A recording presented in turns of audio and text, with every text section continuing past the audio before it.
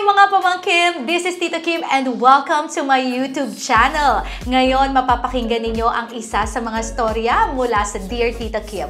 But before anything else, please do subscribe and hit that notification bell para updated kayo araw-araw. Enjoy!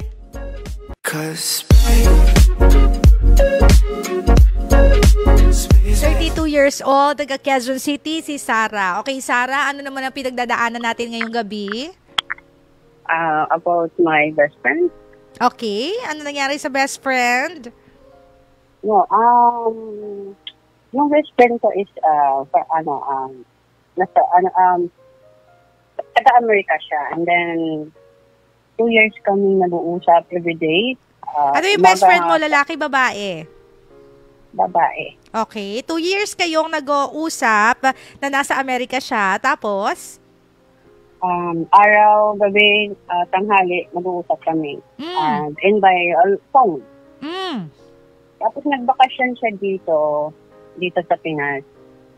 And then kumuha siya ng bahay. Ako rin ang naghanap ng bahay. So, nakakuha na siya. Sabi lang dito ng compound namin, nagpasabing bahay lang kami. Then, after a month, mahilig kasi siya sumayaw. So, kumuha kami ng DI. Okay. And then, every night, lumalabas kami with DI. Ako, siya, and yun, lumalabas kami para sumayaw. Like, mahilig kasi siya mag-ballroom. And then, after that, ang naano ko lang na nakikita ko is parang iba na silang dalawa ng DI. As DI and me, mag-friend din kami. So, okay. Sa akin naman, wala namang problema kasi nakikita ko parang may iba sa kanila. So, parang nagiging close na sila ng DI. Yes. Yung parang best friend ko siya. So, parang iba. Gusto mong tanungin, pero parang nag-iiwas rin siya na anong mayroon sa inyong dalawa. Ganun. Tapos okay. Yung mga 2 weeks na ganun yung process ko araw-araw na hinihintay ko sabihin, best friend, kami na pala ng DI. Pero wala. Hindi niya sinabi sa akin. Okay. So, naghihintay lang ako na naging sila na. And then after noon, kami na magbakasyon sa ibang lugar, mga 4 days. At doon ko nalaman, na mismo nakita ko talaga sa mata ko, okay, sila na talaga. So, hinihintay ko pa rin yung na best friend, ito pala, DI. Ito, shortcut ko lang. Ibig sabihin, sumama ang loob mo kasi hindi sinabi ng best friend mo na sila na nung DI na nirecommend mo sa kanya. Yeah, sila ng dalawa. And then, nung nandun kami sa bakasyon, nalaman ko, sila nang ko mismo sa kanya ng best friend, kayo na ba? So, inamin niya. Tapos sabi ko, kayo pala ba't hindi mo naman sa akin sinabi? Kasi friend ko naman yung DI, friend din kita. So, bilang best friend mo, siyempre kayo, paano kung distance yung sarili ko kasi kayo na ng DI and then tayo mag-best friend, ganyan. So, kung hindi ako nagsisip, hindi ako ang gusto ko lang malaman, para kung nandiyan siya, mag-distance ako, siyempre boyfriend mo yun, best friend lang ako. Yung ganun ba? So, ngayon, anong problema mo? Ngayon, kasi magkatabi lang ang bahay namin, ganyan. Tapos, ako kasi ako yung umaga, nilulutuan ko yung best friend ko, ganyan. At tanghali, gabi, magkasama kami kumain lagi. So, ito, to make the long story short, ano nga ang problema mo? Ang problema kasi parang hindi na kami nag-uusap tulad ng dati. Okay, sige. So, ako na lang mag-verbalize. Ang problema mo ay, parang para sa iyo, nalamata na yung friendship ninyo kasi nagkaroon siya ng boyfriend tapos hindi mo pa alam na sila na pala. So, parang sumamak ang loob mo na offend ka doon. Yun ba yung problema mo? Oo, and then hindi na siya tulad na dati na pala kwento sa akin kung kung saan sila pupunta, kung saan siya pupunta, hindi na siya nagkukwento. Ako, lagi ako nagkukwento sa kanya kahit hindi niya. Tapos kung magkukwento ako, nakikita ko sa kanya na hindi siya interesado makinig. Okay, so parang in short, nag-iba na ang best friend mo, di ba? Okay, so, teka lang wait lang ate, ano ba kayo? Best friend ba talaga kayo o ano? May something ba? No. Best friend ko. May boyfriend siya, may boyfriend. So, best friend lang talaga kayo. Yun ang pinaka-problema mo. So, anong gusto mo itanong sa akin ngayon? Ano ba yung gagawin ko? Kasi, parang, umiiwas na siya eh. Yung parang, hindi niya masabi na, yumayo ka din, o like, ganun ba? Parang, nahihirapan ka sa kanay na... Nahihirapan ka na, nahihirapan na rin kami.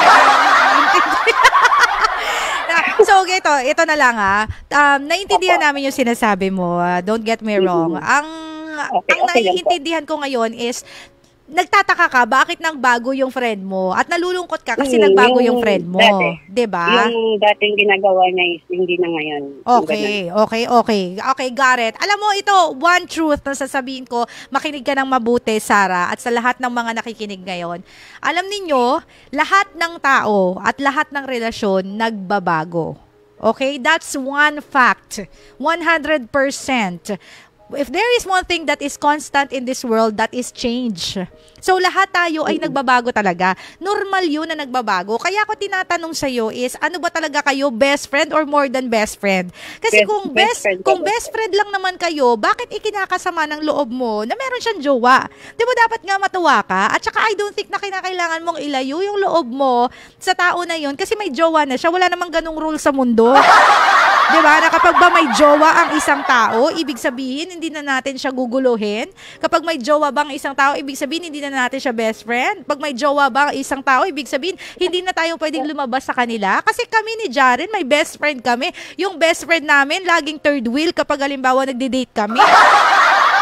Diba? And it doesn't matter. Diba? Kasi, friends lang naman kami Di ba? Wala namang kaso yun. Unless may relasyon kayong dalawa. Kung wala naman pala kayong relasyong dalawa, wala naman pala tayong problema. Ang point ko lang dito is, wala namang problema kung ako ang titingin. Kasi una sa lahat, normal lang talaga na may mga nagbabago na mga tao. Yung mga minsan naka-text natin umaga, tanghali, gabi, minsan tuwing gabi na lang yan. Minsan nga tuwing once a week na lang. Minsan nga once a month na lang. Di ba parang tayo, meron tayong mga best friends nung high school na talagang grabe, halos na lang magsiping araw-araw sa magkasama sa kwarto, di ba? Talagang hindi mapaghiwalay. Pero yung mga best friends natin na yon, as we grow older, nawawala. Pero that doesn't mean to say na hindi na natin sila best friend. Nag-iiba lang talaga yung seasons ng life natin at yung pangangailangan. And I think sa relationship na meron kayo ng best friend mo, nag-iba lang yung season niya kasi nagkaroon siya ng boyfriend. Pero hindi ibig sabihin na nagkaroon siya ng boyfriend, hindi ka na niya mahal at hindi ka na niya best friend. Kasi hindi ko makita yung point na bakit kailangan mong ilayo yung loob mo, ilayo yung sarili mo dun sa best friend mo na dahil meron na siyang jowa. Di ba dapat maging masaya ka nga na meron siyang jowa? Kung hindi naman sinabi sa iyo yon, ano naman ngayon sa iyo? Diba? Masaya naman ako na meron siyang boyfriend. Ang nagtaka lang kasi ako is, hindi niya siya pala kwento. And that is normal. And that is normal, ate. 'Di ba? Wala akong nakikitang problema doon. Kung hindi siya nagpalakwento sa iyo, choice niya 'yon, pero hindi ibig sabihin na hindi kanya mahal. Baka dahil nga may boyfriend na siya, kailangan niya ng time sa boyfriend niya, hindi naman ibig sabihin na dahil ayaw niya na sa'yo, kundi dahil nag-iiba lang yung seasons ng buhay natin. Pero hindi ibig sabihin, nagbabago yung pagmamahal natin sa isang tao, okay? Ayoko lang na palakihin natin kasi wala naman talagang problema sa totoo lang. Diba? You can remain best friends kahit hindi kayo magkausap umaga, tanghali, gabi. Kasi ang pagiging mag-best friend, hindi yan nakasalalay sa dami ng text ninyo sa isa't isa, kundi sa lalim ng pagmamahal ninyo at respeto sa isa't isa. So if you are truly a best friend of that girl, then you will respect her decision. You will remain as friends sa kanya. Kung kailangan ka, nandyan ka para sa kanya. Kung hindi ka tinitext, okay lang, best friend mo pa rin. Kasi yun ang totoong kaibigan. Hindi yung kaibigan mo lang siya kapag nagre-reply siya. Hindi, ang totoong kaibigan, yung nandiyan ka para sa kanya kahit pa sa mga oras na busy siya. 'Diba? So, I don't think there is a problem. Huwag mong problemahin kasi hindi siya dapat problemahin. 'Diba? Alright? So, be happy for your friend kasi yung friend mo nakahanap ng mahal sa buhay. At dapat matuwa ka na ikaw yung naging way para magkaroon siya ng jowa dahil ikaw nagpakilala sa kanya dun sa DI na jowa niya ngayon. Kung ako yung best friend niya, matutuwa ako. At kahit hindi niya ako kausapin umaga, tanghali, gabi dahil busy na siya, it's okay. Kasi best friends pa rin kami, hindi sa dami ng text, kundi best friends kami kasi suportado ko siya sa mga desisyon niya sa buhay. Alright? Okay. Alright. So maraming salamat. Hindi kita pinapagalitan, Sarah, but I'm just making you realize na we just need to be happy in life. Ang sa akin yung ano ko lang din sa ibang tao kung tama ba o mali yung Of course, yes. Naiintindihan ko naman na nasasaktan ka. Kasi normal yun. 'Di ba na minsan masasaktan tayo na, uy, kami dati yung close niyan, bakit ngayon hindi na kami close? Normal yun. Hindi ko ini-invalidate yung feelings mo. But I'm just letting you understand na kailangan natin minsan mag-adjust. Kasi mahal natin yung kaibigan natin. And let us be happy na meron isang tao na nag-aalaga sa kanya at hindi lang tayo. Okay? Don't get me wrong. I'm not invalidating your feelings. It's okay. It's fine, pero ayokong mag-overthink ka. Gusto ko na yung mga bagay-bagay na to, you take it positively kasi sa totoo lang, positive yung nangyayari sa inyong magkaibigan. Right?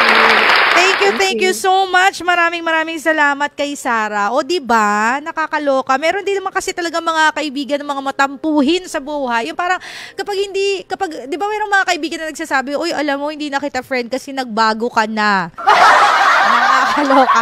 Di ba nga, sa totoong buhay, kailangan talaga nating magbago. So, kung nagbago yung friend mo, maging happy ka na nagbago siya. Especially kung nagbago siya for good. Kung nagkaroon siya ng jowa, maging masaya ka. Kung nagkaroon siya ng trabaho, naging busy siya, maging masaya ka. Hindi yun ayaw mo siyang magbago. Ano yun, habang buhay, wala na lang siyang trabaho? Diba? Kaya ako pag iniimbitahan ako sa mga debut, diba? Hindi ako nagsasabi na, uy, sana, wag kang magbago. No. Every one of us should change for the better. Huwag niyo sasabihin lagi kapag nagme-message kayo sa mga best friends ninyo na, friend, huwag kang magbabago ha, ganyan ka lang. Parang sinabi mo sa kanya na huwag kang umunlad sa buhay ha, ganyan ka lang habang buhay. Diba? No. Dapat, ang sabihin natin sa kanya, friend, na-appreciate kita kasi napakabuti mong tao. And I hope sa mga susunod is magbago ka man, but you change for the better. Diba? Kasi normal lang magbago. Pero dapat pag nagbabago tayo, we change for the better. So kung nagbago ang kaibigan ninyo, abay, maganda na nagbabago ang kaibigan ninyo. Kung hindi na siya masyadong nagte-text sa inyo, edi maganda. Kasi ibig sabihin, marami siya pinagkakabisihan na makabuluhan. So irespeto natin yun. Diba? Ako marami kasi akong best friends. May best friend ako nung grade 1, nung grade 2, nung grade 3. Iba-iba yung mga best friend. Diba may gano'n ka? May best friend kayo nung grade 1, tapos may best friend kayo nung high school. May best friend din kayo nung college. Tapos may best friend din kayo nung nakapagtapos kayo. Nung nagtrabaho kayo, may best friend din kayo. Yung kapitbahay mo, best friend mo rin. Pero lahat ng mga best friend ko na yon, halos 99% na mga best friendan ko na yon. Hindi ko yung nakaka-chat at hindi ko yung nakaka-text ng araw-araw. Minsan nga natitext ko once a year. Pero tinuturing ko pa rin silang best friends. Kasi wala naman yan sa dami ng text. Nasa lalim yan ng samahan at ng pagmamahalan. Diba? Basahin ko na lang muna yung mga chat dito. Sabi ni Jamael Masakal, magluto ka na lang ate, kumain ka. Ay, grabe naman kayo, nakakaloka kayo. Eto, baka may gusto siya sa BFF niya, sabi ni Riza. We don't know, sabi niya naman may kaibigan lang kayo. Kasi yung magre-react ng ganun, yun yung mga taong, alam nyo na, may something. Pero kung wala naman something, ba't ka magre-react ng ganun? O eto, sabi ni Akesh Ed Namzung, ate, ikain mo na lang yan. Di mo naman dapat pinoproblema, ang di naman problema, sakit mo sa bangs. Ay, wag naman kayong ganyan. Diba? Hindi ibig sabihin mababaw sa atin ng isang bagay is dapat mababaw na rin sa kanya. Sabi ko nga, we will not invalidate each other's feelings. Pero kapag kailangan sermonan, kailangan sermonan. Okay? Thank you for watching. Again, don't forget to subscribe dito sa aking YouTube channel and follow me on my social media accounts.